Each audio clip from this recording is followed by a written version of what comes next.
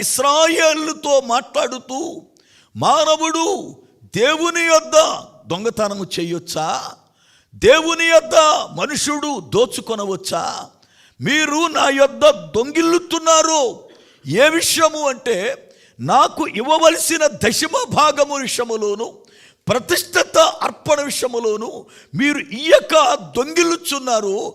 అందును బట్టి మీరు శాపగ్రస్తులయ్యున్నారు. నా మందిరములో ఆహారం ఉండేటట్లుగా దశమ భాగం అంతయు మీరు నా మందిరపు నిధిలోనికి తీసుకుని రండి. దేవుని యొక్క లేఖనములో దేవుని మందిరములో ఆహారం ఉండాలి అనంటే, దేవుని నియమానికి మనుష్యుడు లోబడాలి, దేవుని నియమానికి మనుష్యుడు విధేయుడవాలి.